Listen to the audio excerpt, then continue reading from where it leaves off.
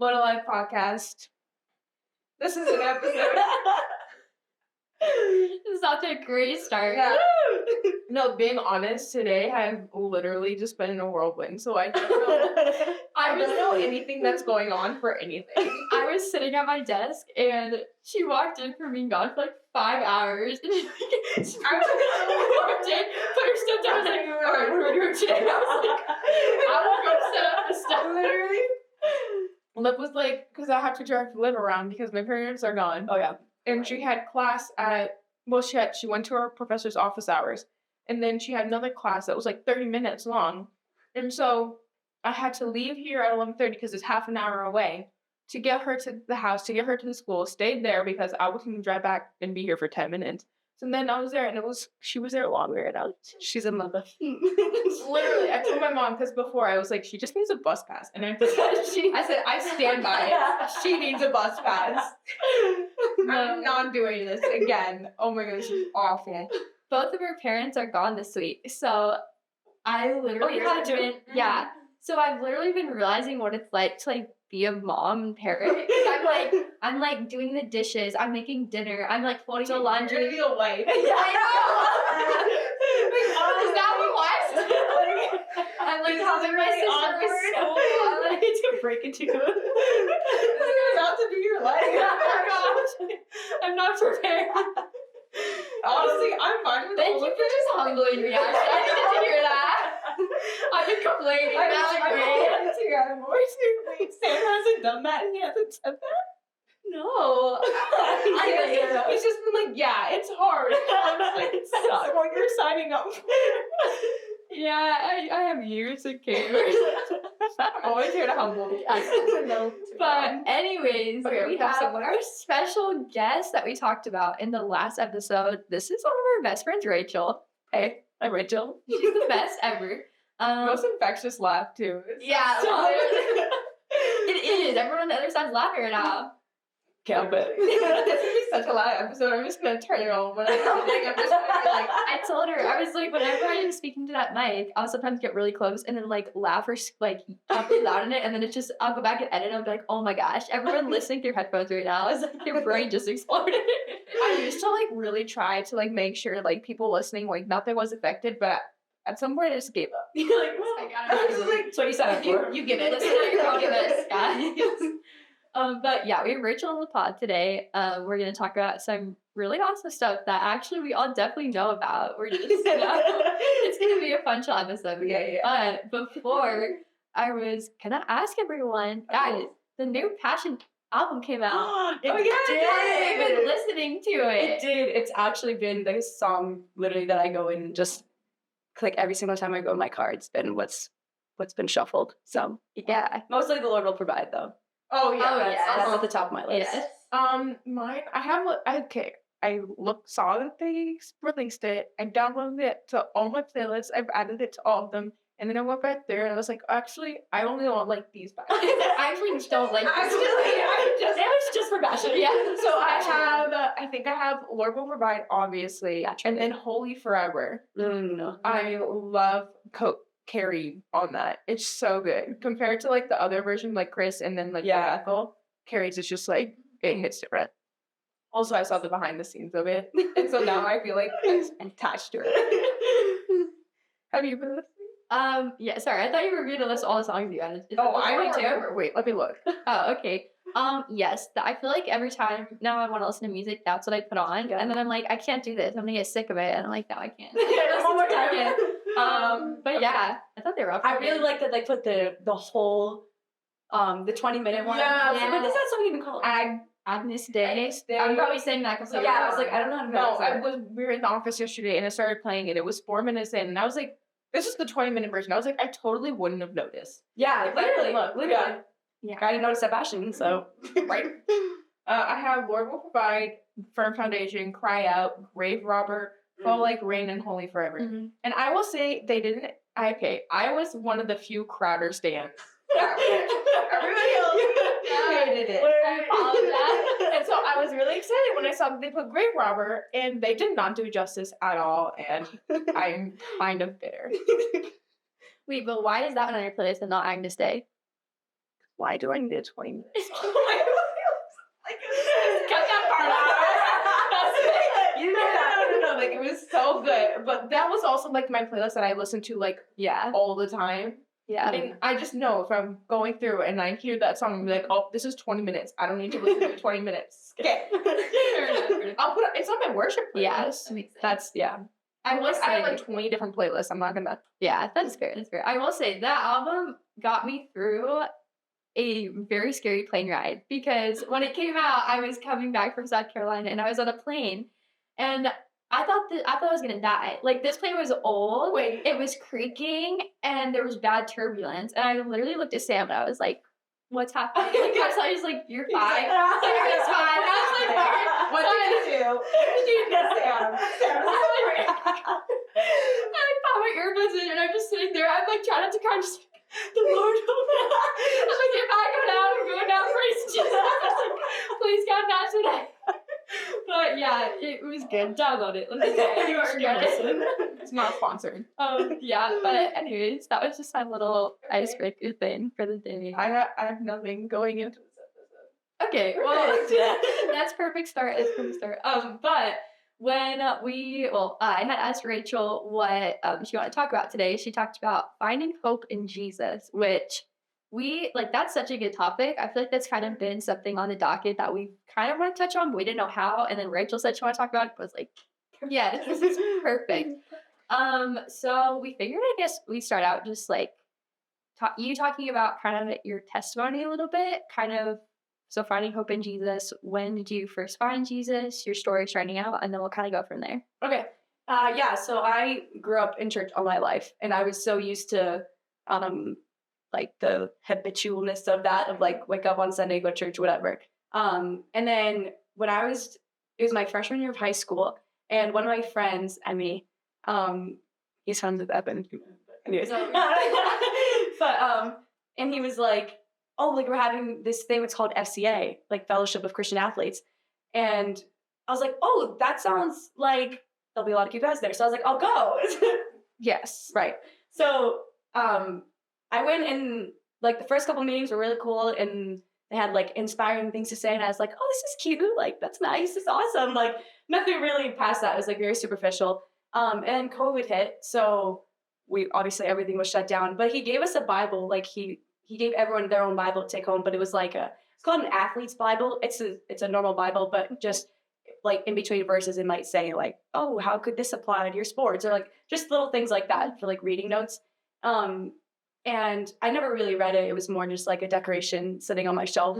And then there was one night, I don't even remember like what had happened initially, but I just remember like sobbing. Like I was just like at my lowest, and I was like, I just have like nothing to turn to, and obviously like everything is shut down, like we're totally isolated. I was like, I just don't even know what to do anymore. And I just remembered like when I'd be at these meetings, I'd be like really encouraged, and it was just like fun and uplifting, and they always had like good stuff to say. So I was like, oh, maybe there's something in the Bible. Like, I don't know, like really randomly reading the Bible was not something that I did, so it was like, I don't know, let's just give it a shot. So I just grabbed it, and like literally through tears, I just flipped open to a random page, and one of the headers of the chapter or whatever was, it was just speaking on like the story of Rachel and like her children, and yeah. So then I just read it, and all it said was Rachel's sadness turns to joy, and I was like, and I like closed it and flipped it. I was like, no way. And yeah, I was like, who's that? But it wasn't like anything in my situation had changed. Like I said, like I grew up in church, so it wasn't like Jesus was a stranger to me. He was a stranger, but like I knew the idea of like praying and that sort of thing, and it was never real to me. But I was like, yeah, like people pray, like that's a thing. So then like seeing that, I was like, whoa, like someone's paying attention to me, and that was the first time that I really just like encountered Jesus for myself and was like, okay, like this is something that we could do, like this can happen. So from there, I just like fully surrendered over to him, and then it's been my life ever since. But what's funny to me is that, so every single one of my friends like always ask me to like Rachel, how are you so happy all the time? Like, how are you so joyful? And I was like, Lord, like, but it's just funny to me that that's the reaction that I get from people the most. Like the most common thing that I'm told is like, you're so happy all the time. Like, you're so joyful, those sort of things. And it's just funny to think, like God literally told me, like, Rachel's sadness turns to joy. Like, it's just like almost him fulfilling that. And I was like, that's really cool. So That's amazing. We have like heard a little bit of Rachel's testimony, like a very small part of it she shared with us, but we didn't hear that. So like we're hearing everything for the first time too. Like I know. That is so cool. And you really are. Like when I think of the people that are like just the most joyous and happiest people that you can just be around and you leave just feeling happy, I just think of Rachel. Yeah. Literally. It's your story. It's your spiritual gift. Wait, Yeah. that's spiritual gift? I don't think so. We'll make it one. We can make it one. One thing that I did want to touch on is I think a lot of people can kind of hear that, or they're kind of going through, middle school, high school, young adult, college, and they're kind of, going through a really hard season, or they're going through the highs and lows, and they kind of go, oh yeah, like the Jesus thing, and that's great, it worked out for you. Yeah. Like, I get Jesus could bring hope, but like Rachel, look at all this other stuff in the world that could bring me hope, you got like boyfriend, girlfriend, oh, they're all wanting to go to this party, blah, blah, blah. Like, I don't know, have you ever, like, did you experience that? What would you say to that? Yeah. So I actually had a couple of my friends, because like I said before, like I was living very worldly, and I still had like, that was still the circle of people I was surrounded with. Like that didn't change just because I like read a Bible verse in my book, you know what I mean? Yeah.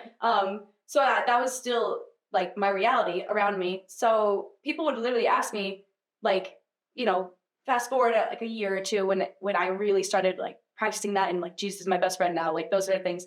One of my friends asked me, she was like, well, don't you miss it? Like, don't you miss, like, she was like, I think I could do the Jesus thing, but like, I think I would just miss it. Like, I miss, partying and that, like, I like it, it's fun. And I was like, no, like, I just remember how much of a lie it was to myself that I actually enjoyed any of that to begin with.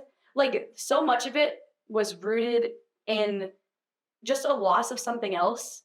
So I was always doing those things to fill a void, to replace something that wasn't filling it. So then like when people are asking me like, oh, well, do you miss that? I'm like, no, like, and that actually took me a while, because before I actually took Jesus seriously, like it was still like that I was, oh, but if I have to follow Jesus, that means I can't do this, like, and just kind of stuck in that in between.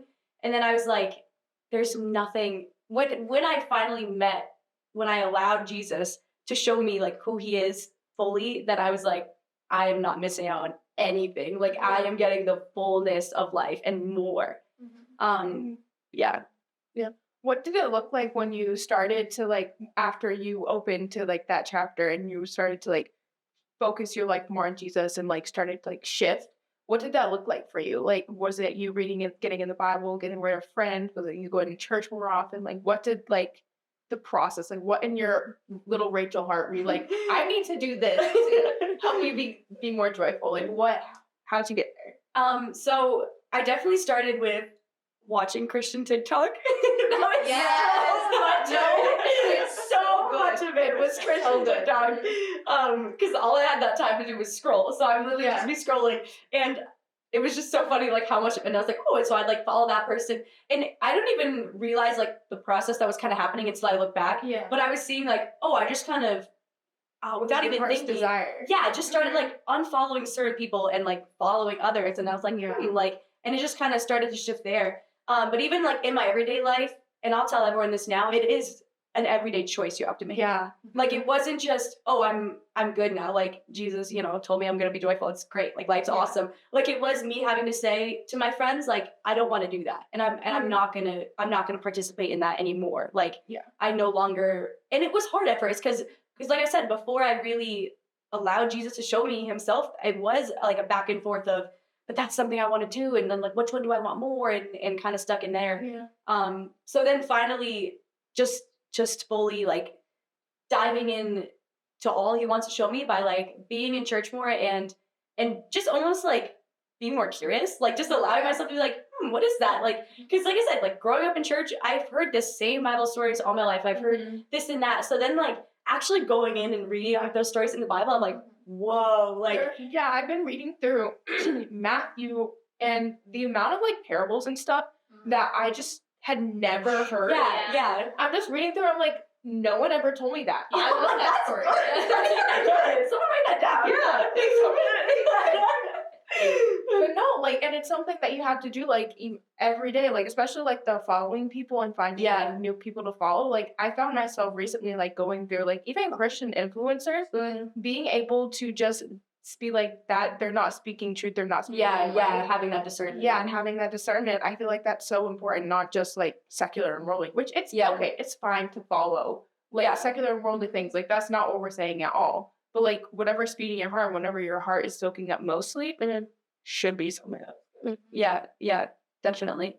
And I think too, like, even finding that shift, like, that's something I still struggle with now. Is mainly the friends thing, like, because I'm at a secular college, like, there's not, it's not like everyone else, like, Jesus, like, it's quite the opposite. So it's hard to want to, like, stay true to that, and honestly, like, for me, it was taking, like, a big step back of isolating myself, like, being like, I just can't be around that anymore because it's no longer, like, I like to think in my head that, no, I'm going to have the greater influence, like, I'm going to be the one to push them this way, and it always ends up that I get pushed the other way. So I'm like, I have to take a step back, and I have to just, like, allow Jesus to work on me, and that's hard. Like, that wasn't something that's easy. It's not something that's easy now, probably never will be. But like I said, just the more I lean into Jesus, then, like, okay, I'm not missing anything, and it's better too. So that reminded me at Passion, like, one of the biggest lines, like, we all were like, that's so good, is when one of the speakers was talking about how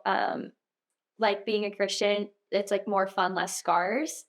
And it's like, so good. Yeah, like, you're not doing what everyone else is doing that looks fun, but, like, you can have just as much fun as they are, and you're coming out, and you don't have all these scars, you don't have all of these things that you're looking back on regretting that you did.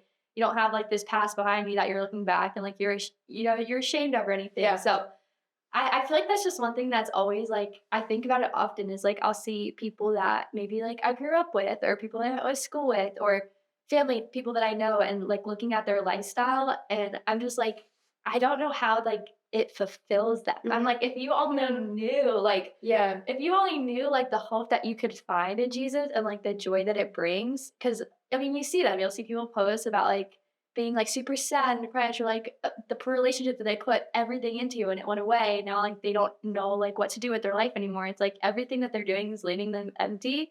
It's just like, I wish you knew. I wish you just gave it a try. Yeah, that's actually something, like, from being someone who has, like, experienced that other side of it, like the drinking and the partying and all that sort of things.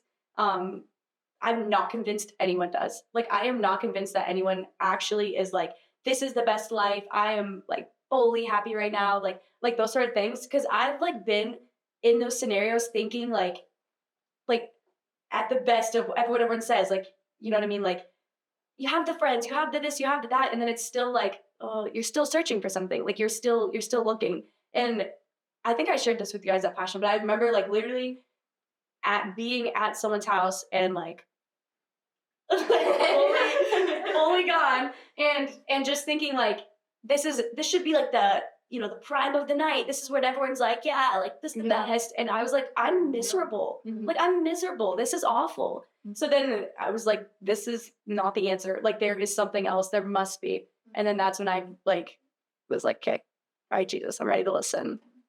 And I feel like I have felt that in my own life to a different extent. Like, I haven't, you know, gone out, like, to parties and stuff like that. But there have been other things in my life that, like, I've struggled with and, like, dealt with. And it's like, when you go to those things, you think, oh, okay, this is going to satisfy me. This will bring me hope. Like, this will make me happy. And then, yeah, maybe in the moment, it's like those few seconds. And afterwards, you look back and it's like, you feel terrible. Yourself. Like, you feel absolutely terrible. You're left feeling worse than you were before. And then, there's a song that actually one of my cousins told me about, and his name is Jimmy Clifton. I don't know, you're Jimmy Clifton? No.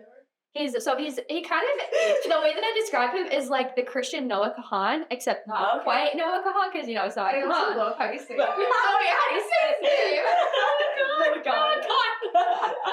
I apologize. One thing about Jaden, she can't pronounce any celebrity name. I say those all wrong.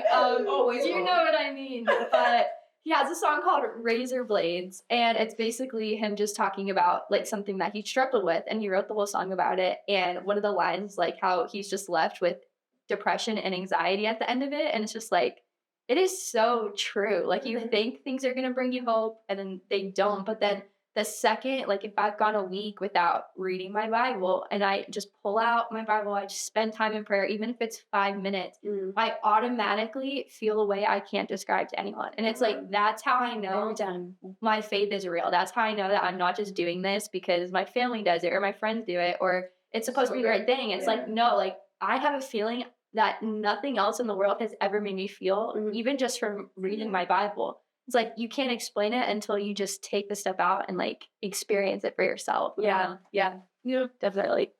It goes to show like you just can't rely on like because all of us grew up kind of in the faith, and so you just can't rely on like the childlike faith is so beautiful, but you can't just let it stay that way. You have to let it grow, or else it's A, not going to become your own. B, you're just not going to grow closer to Him, and that should be our ultimate goal. In everything that we do is to just draw near to Christ. And so I think that's just like one of my favorite things about like when we were at Passion, we like had a conversation. It was when, because you're like, do you like call yourself Catholic? Yeah. Yeah. Okay. So she's Catholic. Oh my gosh. She's like, what was her? Anyway, just kidding. I'm kidding. It's funny. Anyway, laugh. Insert laugh. Anyway, but one of my favorite things about our conversation was just the reverence and the awe that you have for like just like God and like everything, like and like his book and his word. You just have so much reverence and awe for it. I feel like the church is just lost in so many ways. So much I've been seeing on like social media now, like churches disrespecting the Bible and all that. Like it genuinely breaks my heart to see. And I feel like if all of us could just have like a little bit of that like reverence for like how holy our God is, that's like part of the reason like I think I like the song Holy Forever. And like, when they would just like shout holy, holy, holy at Passion, like that was so powerful. Because everybody was just taking a moment to be like, this is just so powerful and so strong. And I just think like the church, like we come to church, we come comfortable and we come just ready to hear from like our pastor and leave. Yeah. Like we don't come like just like wanting and yearning, you know? Yeah. And just that's just one of the things I like love and respect so much about you. Just your reverence. Because I want it all. Just give it to me. Yeah. That's actually something funny enough, like reading through the Old Testament, I know, boring, but like but there's so much in there and I used to like skip past like over like Exodus and I'm like Leviticus, dude. But when I'm like but when I was like realizing, I was like, this is so repetitive and this is so tedious and then I was like, oh my goodness, like it matters that much. Like that's how much, so much. Like God is that important that like, you have to say this 5 million times because you need to get it right because I'm that holy. Like it's just like, so then reading through that, I'm like, okay, this let's back up. You're like, okay, wait. Fine, I'll read it. You kind of need there. I think what you brought up though is something that I think would be really cool to kind of talk about and touch on. It's just the fact that we obviously come from two different backgrounds, I guess, denomination. It's stupid. It's terrible. You're man-made, guys. Okay, but I think that one thing when we had that conversation at Passion, we were just talking about, the different ways that we were brought up, the different, things that we believe in or do in our faith. And that was so cool because I know Jill and I, we've kind of always, we always say like we grew up in a little bubble, like a little Baptist bubble. And so it's like all of our friends were Baptist, all the churches we went to were like Baptist. And Jill and came from a more traditional like Baptist church. So it's kind of like when we got to just sit down with Rachael and like hear her heart and like hear where she's come from, it was just like, it's like, what? Like, I feel like sometimes we can get so caught up in like our little denomination bubbles and it's like, well, if you don't believe what I believe, you are wrong. You're going to hell. Like, I'm right, you're wrong. But it's like, no. Like, serve the same God. Yeah, we all serve the same God. We're all on the same journey. We're at different points. We're all trying to learn things. And one thing that I love that you had brought up is just like asking questions. Like, it can be so scary, I think, to ask questions because then you think like people are going to judge you or like, adults older in your life are like, no, you can't ask that question. I'm like, that's guys, you can't talk about that. Don't talk about that here. But it's like, like, it's so important to ask questions, because if you don't ask questions, like, you're never gonna come to the true, like, heart of the things that you're wondering. You're never gonna know. Like, your faith isn't gonna be your own, as Jenna was saying. So, Yeah. I don't know. I just thought that was something cool that we kind of touched on. It's just like, whenever you look at me like that, Did I even look at you like? so I was like, I didn't mean to, I swear. I can't like my faces. She's like, Anyway, I just lost my complete train of thought. You want to touch on our different backgrounds. Yeah. Why are you judging me? You're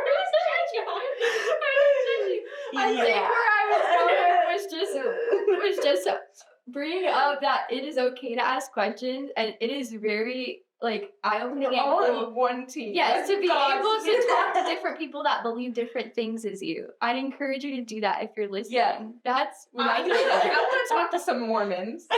literally, I do too, actually. Her and I actually had like a debate the other night about Mormons. Wait, what? What did you debate? We were talking about like how like what we think Mormons are like, because he was talking about polygamy and something like that. Mm-hmm. And I was like, yeah, but there are like different kinds of Mormons. Like a bunch of them don't do polygamy. And we just started having like a huge debate about that. And I just want to talk to a Mormon. I just want to know. Like, I need you to settle this fight. I want to see. I want one that like doesn't practice polygamy, and I just want to be like, hey, do you identify like? Do you think this person is also the same as you? Like, I just want to know. Do you like? Am I? Who are you? Are you a polygamist? This just took a turn so fast. Anyways, let's take a turn as well. Let's take a turn here. Okay, so we mentioned that you are an athlete. Okay, FCA. Oh wow, that was a big turn. It was a big turn. Okay, because I don't know where we're going here. But yes, if you haven't known, Rachel she's a beast. Okay, I was literally talking to Sam the other day. You posted like a story of you like lifting something or whatever, and I was like, Sam, look at her. I was like, I love her so much. I was like, whenever we're out with all our friends, I'm not scared of anything because Rachel I was like, Screw you. I was like, she can protect me. But yeah, I know that sounds so bad. I didn't mean it like that. If you're listening, I'll let me say this. But how did you get into sports? Is that something that you always did? So I did gymnastics as a kid growing up, and then did that till about, I think it was my sophomore year is when I started coaching. So I kind of like, I didn't even like mean to, but I just kind of stopped doing gymnastics and just started coaching it. And then I got into CrossFit, which, okay, hold on. Stop comfort. Yeah. People give me like two different reactions every time I mention CrossFit. They're either like, oh, that's like cool, like, or like, oh my God, you gross. And it's like a whole big thing. So hold on. Okay. It's not that bad. Take it easy with me. All right. It has a very bad outlook. Really? Yeah, just wanted to try. I mean, look at me. I No, can't do see? it. It's great. It's great. You should try it. And just a lot of people get injured when they don't do it correctly. So then that's like just the like look at it. It's like, oh, I'm gonna get injured. You can be okay. Yeah, it's okay. But then from there, I just kind of, so in CrossFit, there's Olympic lifting. So that's like you're snatching your clean and jerk. So then I kind of, Oh yeah, yeah. Yeah, I did it. Yeah, I did. She's like, I just did it. Yeah, I just did it. Actually, that's where I came from. Snatch. But then I kind of started doing Olympic weightlifting like separately on its own, but like still with CrossFit. But I just like lifting. It looks so cool. It really does. I love watching. Like I'd like to tell myself like maybe if I wanted to. Literally, I'm like, maybe I couldn't be like that. You totally good. I just need to start with like working out period or like activity. Nice walk. Yeah. Ball. Pickleball. Yes. I have no towels now. I almost went the other day, but I had work to do. Is it pickleball? Well, I guess some pickleball season. You can When's the pickleball season? whenever Fall? it's nice. Yeah. Is there a specific season? Yeah. I don't think so. I think it's just like pickleball's year round. Yeah. My dad's been having like pickleball on the TV. Like, when's that intense pickleball? And I looked at him like, why are we watching pickleball? I didn't even know there were like pickleball tournaments. Like, it's like, they're intense. I don't Just know. watching it? I don't know. He's just like, oh, pickleball's on. And like, we're He can come watch us play. Yeah, maybe He'll he get maybe everything he out of likes that. Pokemon. I don't know. The laughs, at least I get the giggles. The giggles. Oh my gosh, I'm so excited for pickleball. So good. But have you ever found yourself kind of, I'm sure you have, but like putting sports above God, finding hope in sports over God? Like, how have you kind of found that balance between the two and tying the two together? Because you said you're involved in FCA too. So Yeah. I don't know if anyone knows what FCA is that's listening. Maybe you could touch on that a little bit. FCA is Fellowship of Christian Athletes. So it's just pretty much a little Bible study that can show you how you can use sports to praise God and how you can work through that, how you can use your sport to praise God. But actually, yes, I've struggled a lot with that, mainly with finding my identity, like tying my identity within my sport and whatever sport it was I was doing. Like, so in CrossFit, there's a lot of like gymnastic-y kind of moves. And like I said, I'd grown up doing gymnastics. So when I don't know what CrossFit is anymore. It's a gymnastics. there's like handstands and like, I think it's like a mix of different. yeah, it's things that you handstands. do. It's gymnastics, weightlifting, endurance, and cardiovascular. Like that's kind of Do want to be doing a little deep dive later. yeah. I'm just like, what's CrossFit? You had to- What the heck's CrossFit? Anyway, but there are like some gymnasty kind of stuff, and there's a lot of like pull-ups and that sort of thing. And I always had like a stronger upper body because I did gymnastics. Mhm. Anyways, so when I first started CrossFit, and most of the people at my gym are like, they always say they're like, you could be my daughter. Like I'm much younger, and I would go in the morning before school. So it was like the 5:15 a.m. class. So I was like the youngest by like 20 years. So just kind of being like a younger like athlete, I want to say like better, but like I was I was great. I was just like one of the more experienced athletes, I guess, just because I had a background in gymnastics. So it was like, it was more familiar to me, the weird stuff that most people would like kind of struggle with, because gymnastics isn't a natural thing that you get when they get to a handstand. Like, what's a natural thing? Anyways, so like moving through that as I kept going through CrossFit, people were always telling me like, Rachel, you're like really good. Like you should try to like, you know, like go to the games and like all this stuff. And I was like, okay, I just might. Like, so I started working towards that, and it took up like, it consumed my whole, like everything. My whole schedule was just that. It was surrounded around that. And I think just like everyone in my gym is amazing and I love them all. And they are so like supporting me, having my back. But they're like, she's really good. And then, so I would get into my head of like, oh, like maybe I'm like actually good at this. And maybe this is something like, I don't know, whatever. So just leaning towards that, I would start to kind of just put my identity in that and tie with that, being like, well, if I'm a really good athlete, then, you know, I'm this great person and I'm this and I'm that.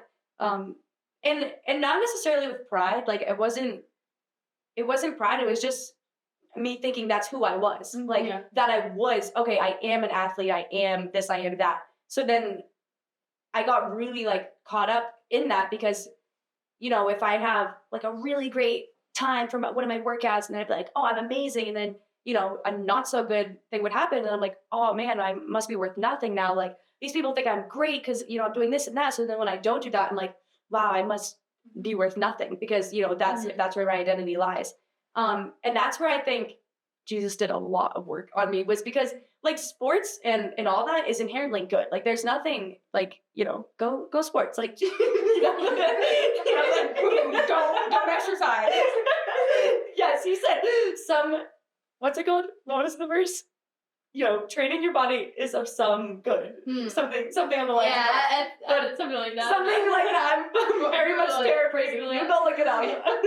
But so I would just get really mixed up and caught up and just like just losing sight of where my actual identity lies. So Jesus did a lot of work on showing me that, you know, my identity, who I am does not lie in like how much weight I can lift or any of those sort of things, because that really was like where I struggled a lot, just because I thought like and it's worse when people are feeding it into your head saying like, you know, you could do this, you could do that. And I'm like, oh, okay. Like, and not that it was bad. Like they're trying to support you. They're trying to help you. But when that was just what was surrounding me, then I was like, oh, I really have to, it was more the fact that because, you know, these people were my biggest cheerleaders. Like they're the best people that I know. I love every single one of them. And I like did not want to let them down. And I was like, this is my worth. This is the only reason that, you know, they like me, that they talk to me, is because I'm this great athlete or whatever. So then I was like, well, if I'm not, you know, if I don't make it to where I'm trying to make it to, then, you know, I'm nothing. And I let them all down, and I am some bad, you know, person or whatever it was. Instead of saying, you know, it doesn't matter how much weight I lift, and like that outcome is not dependent. My identity is not dependent on any sort of outcome, which was a hard realization to learn, because I was very caught up in that. But I think that's one of the coolest things about, for me and my sisters, we always grew up, we did sports, but we always chose a Christian league over like, because we weren't good enough for like regular like high school sports. Like, some people would be like, oh no, no. Liv, my youngest sister, she can do anything she wants to do and she'll thrive. It's ridiculous. But like, that's one of the things about doing it in a Christian is they always point you back. They focus it on like Jesus. Like, you pray before all the games. Yeah. You like the sportsmanship, not that great. The heart is there for some of them. You know? So I got to on that. He's working on us all.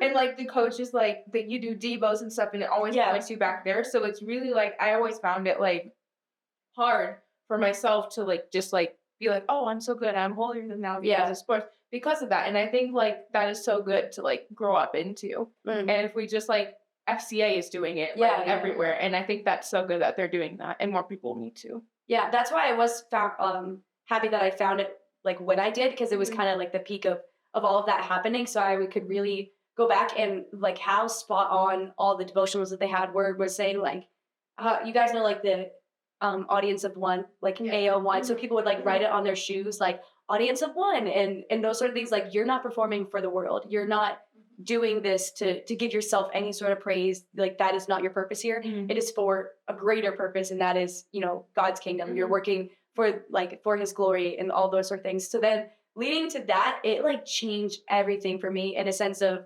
like how I would approach my workouts, just saying like with so much gratitude and with so much just like, I get to do this. I get to praise God. Like, it is one of my favorite ways of worship. I'm sure like singing is one of your favorite ways to praise him. Like, that's me with like working out. Like, as silly as that sounds, like that's that's one of my favorite ways to praise him, is because like it's a gift that he's given me, and I'm like, I'm gonna use that. Have you ever heard? I think it's saying like Augustine. I could be totally wrong.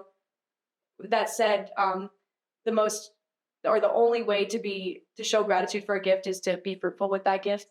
And that's so good. And that's really good. Yeah. So then I was like, okay, like, because I could go one way saying, oh, I don't want to be prideful, so I'm just not going to work out ever. Like, but no, like, be fruitful with that gift, but don't take any of that praise for yourself. No. Like, just point it all towards God. So then, like, approaching like that was so different, because then it took all the pressure of, you know, you have to be this great athlete, you have to be this, you have to be that to be worth anything. And it just made it, you're praising God. And win, lose, tie, like, whatever it is, like, God is going to get the glory. I was gonna say, because you were talking about using your gifts and like using them to honor, and that's actually so funny because I'm reading a book, is actually right there, about it's taken basically a bunch of like famous worship leaders and like songwriters all like gave little bits of advice. I would put it in a book, and they actually one of them was talking about that, like, so many people are like, I have this gift, but like the struggle between like pride and being humble is so infinitely hard. Like, you have to be so close to the Lord to be able to have that balance. And it was talking about how so many people, either they want to be humble so they don't use their gift. Or they use their gift, but it turns into like their whole being. And so I was like, why, like, if you're being humble, like, and you're not using your gift, that is just another way that you could be praising the Lord.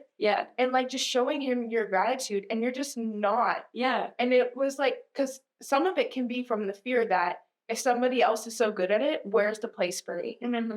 And there's a place for everybody in God's kingdom. Everybody brings something different to the table. And that is such a hard thing to like grasp, because I definitely looked at other worship leaders or other people on stage and been like, I'm not that good. I'm no Melody Malone, unfortunately. Although I love her to pieces. Literally, no. It's not. It was. You know what she meant. Exactly. You know what I mean?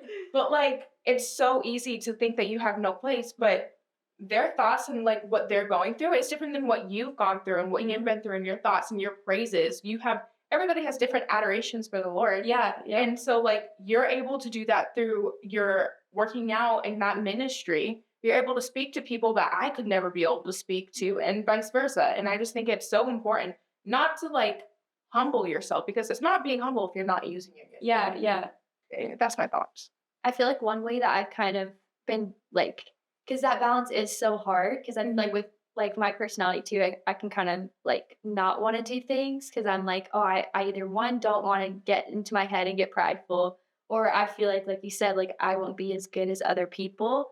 And at least with like photography, one thing that I've been trying to like do and that I've kind of like realized is that one way to kind of not get prideful in your head is like by using your gifts to also help others, and like not only using it to like build your business or like do things to grow your platform, to like use those gifts to help others. Because once you're giving, after Dave Ramsey used some sort of quote, because like he was talking about people that give their money actually are happier than people that don't. Even if they're people that don't are the richest people in the world, they're not as happy as those that maybe don't have a lot but are constantly giving. And it's like when I can support other people that are like in the same industry I am, or when I can help another person with gifts that I have or resources that I have, like it kind of helps keep me humble in the sense that like we're all on the same team, like we're all working together. And I think it's a lot harder for that pride to get in the way when you are using your gifts to bless others versus just like holding on to everything. That's really good. I like that.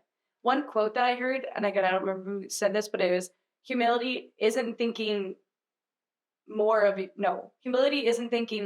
less of yourself. It's thinking of yourself less. And I was like, okay, that's really good. Because like I said, like we all get caught up in that of like, but I don't want to be prideful, so I just shouldn't do anything. But it's more just, do it, but don't take that praise for yourself. Just be like, because when I would run into the situations of, okay, like, am I being humble? I would say like, it's not thinking less of myself, because I would sit there and be like, oh, I have to be humble. You're an awful athlete. Like, no, that's not what you're getting at. You're terrible. Like, that's not the point. It's just that, wow, God is so good. Like, God gave me these talents. Like, praise God. Like, just bringing that back to Him, which I was like, okay, now I get it.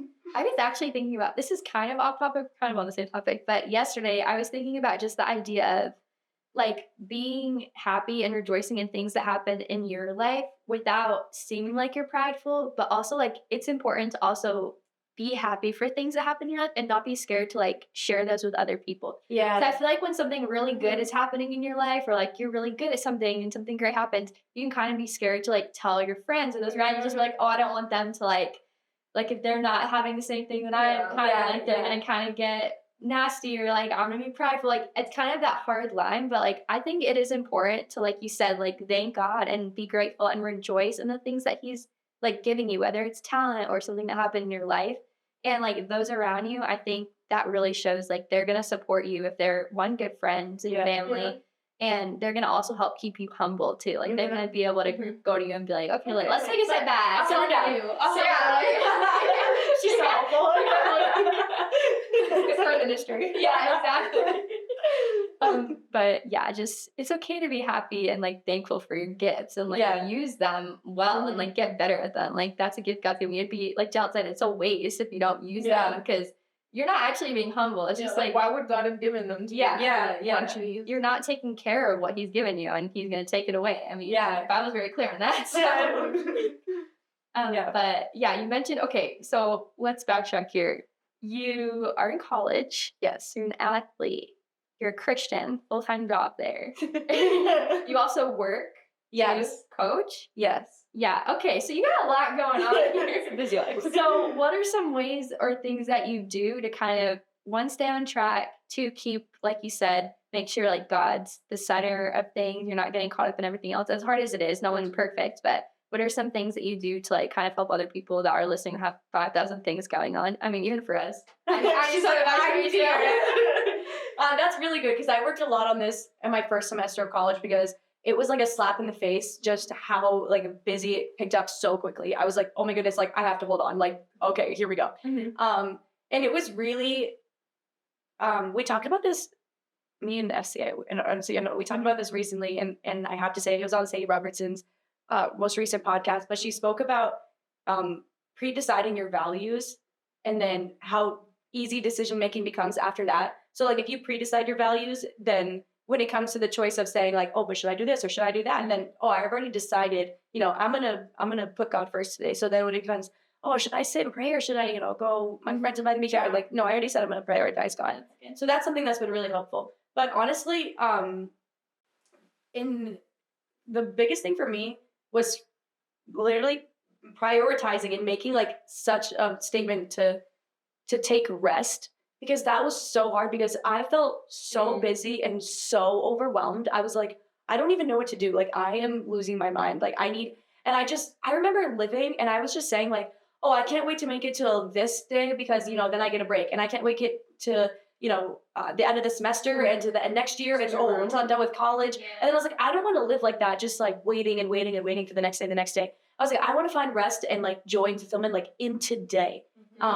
So then I purposely like would take time to either take 15 minutes and like go outside and go on a walk and just like be in God's world, like see his nature and all those things and like see the fingerworks of his hands, like, and all that. And really just, and there was so much scripture that I read for it. And it's in Psalms and I do not remember the verse. Obviously I don't remember. But it was like, even while you sleep, I will provide. And remembering, that's why when we were at Passion, I was like, the Lord will provide. Like that is it. But literally remembering and like waking myself up, telling myself that like the Lord will provide. The Lord will provide. And like, even while I sleep, he will provide. Like there is nothing that I have to stress about throughout this day that I can't give to him, that I can't leave at his feet, that he isn't already providing for. Do you guys want to show The Chosen? Yes. Yeah. So in one of the new episodes, I'm not spoiling anything. Not really. I see just a bubble. But in one of the newer episodes, Matthew, he said something. He was talking to someone, and they were asking him like, "Oh, but I'm so stressed. Like, what do I do?" And Matthew was like, "Oh, I used to feel the same way. I used to wake up and remember that I have to do this today, and I have to do that today, and I have to do that today." And I was like, "Facts. Like that's me." And then he goes, "And then I remember I only have one thing I have to do today." And I was like, and he was like, "Follow him." And I was like, facts. Like that's so good. And I think of that now. Like I wake up and when I start just stacking my whole day saying, I'm already behind and I haven't even started. Like I have to do this, I have to do that. Like I have to follow him. That's my job. That was my calling. Like that's what I'm told to do. That's my, thing that I have to do is like follow him. That's all he told me to do. So then when it comes to, and it's hard because I want to take it into my own hands so much. But when it comes to, approaching my day and saying, well, I have to be here and I have to be here and I have to be here. Like the Lord will provide. The Lord will provide. I just have to follow him. And I just have to trust that he will, which is hard. Like that's hard. But when you just finally allow yourself to surrender and allow him to take over, like it is so freeing and you do find rest. That's so good. That reminded me of like one of those like real life moments, which is going to bring us into like our last question for you. But I was outside taking my dog out the other day, and I was just standing there, letting do his little business, looking around, and then I was like, "Oh my!" I was watching it. I wasn't watching it. That's weird. She's like, "Look at her." No, but I was looking, and I was like, "Oh my gosh!" I was like, "I've been so busy for the last few months. I can't remember the last time I literally just like was outside and just like looked at the trees, like looked at the water droplets on these leaves, like appreciated nature. Like remember when you were a kid and you would just like, look at the water droplets on the leaves and be like I legit stood there and I stared at it and I was like, wow, like that's so beautiful. I was like, I have been so consumed for months and months with everything going on, going from one thing to the next. I haven't even taken time to just like stop and be still and like look at what God's created. Like that's so true, because I've been finding myself in that place recently. It's so hard not to like be focused on like I'm gonna do this. Just like no, just rest. Like literally don't. It's so easy, just rest. The Lord will provide. Sounds like a great tattoo idea personally. Personally, I'm not saying anything. Anyway, would you like to ask the guest the last question? Sure. The pod? Our last question for the pod is, what is a recent real life moment that you learned something from? It can be silly or serious. It can be whatever. You learned how to make a cake or something. Okay. No, whatever. Or something that'll make us cry. Either silly, serious, silly. I would try to make me cry. Something stupid right now. That I learned something from, I would say, and I kind of already talked about it a little bit, but I'm going to go deeper anyways. The pre-deciding your values thing, because I didn't realize how easy I could be swayed back and forth, more than I'd like to admit. So when I heard that, and it was like you need to decide, does God matter to you or does he not? Like, is he a priority in your life or is he not? Like, there's no in between. I saw another video of this guy, he was giving an analogy, and he had 2 ladders here, and he had 1 foot on each ladder, and obviously, like, the ladder's stuck here. So he was going, 1 foot, 1 foot, 1 foot, and eventually you can't walk anymore. Like, you have to pick. You have to be in or out. And like I said, like, being in a secular school, it's so easy for me to want to play, the devil's advocate and, like, try to be both, try to be two-faced, try to be able to turn either way, say, like, no, I can do this with you guys, and then I'm going to be there on Sunday, like, at church, like, be praising God, whatever. And, like, God wants all of me. So I'm like, I need to give all to him. And that has been the most freeing, and literally, I keep saying literally, the past, like, I would say maybe past week, like, really recent, very recent, God has just showed me, like, him as a friend. And I have been totally blown away, like, insanely just in love with him. I've never seen him this closely. I've never felt so intimately, like, one with him. And it has been so freeing. Because I used to crave, like, wanting a relationship. And I used to say, I used to literally pray, I was like, Lord, if you give me a boyfriend, I'll learn how to love you better. Because I'll love my boyfriend, so then I'll love you better. And I was like, literally trying to, like, gaslight God. I'm like, who do you think you're talking about? But it's like, that's not even something that I crave anymore, because I'm like, wow, like, God, like, and he is truly enough for me. And I've just been able to see that. So when I finally made the choice to be like, God matters to me, and, like, I'm going to lean into that. Like, I am his child, and that is the best thing that I will ever be. Like, I will have no greater title. And I can fully, like, just live like that. And it's been so freeing, so beautiful. Like, I've just, like, found myself driving home, like, from wherever I am, and, like, literally tearing up, because I'm like, I am so loved by the Lord. I love the Lord. Like, it's been easy. Truly blown away. That's so good. Well, your faith is very inspiring. Every time I leave a conversation, you're just like, my cup is full. It sounds like such, like, an old millennial church woman thing to say. My cup is full. I don't know how else to. It's overflowing. How many kitchen signs say that? Like, overflowing. I'm not coming for you if you're listening. I apologize. The signs are great. But yeah, thanks for being on the pod. Yeah, This so was happy. so good. I'm A lot of so fun. excited for people to be able to listen to this conversation. Would you like us to shout out your Instagram? Okay. What's your Instagram? At I know sign language. Oh, okay, sign it. I don't know. At dot. Wait, at Rachael dot.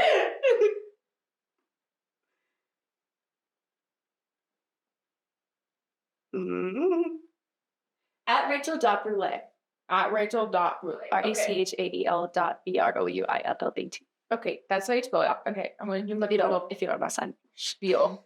Okay, our Spanish. Sure. Thank you for listening to What a Life podcast. You can follow us on Instagram at What a Life Pod. You can follow Jaden at Jaden _ no _ Jalen at Jalen _ Hannah. Or you can follow Rachael at Rachael.Brule. Facts. And you can follow us on YouTube at What a Life Pod as well. Again, thank you so much for watching. If you enjoyed this episode, please give us a review and comment down below if this is an Instagram video. And yeah. Okay, and then we end our episodes with a little, just say What a Life. So you can say What a Life, and then we'll say What a life. What a life.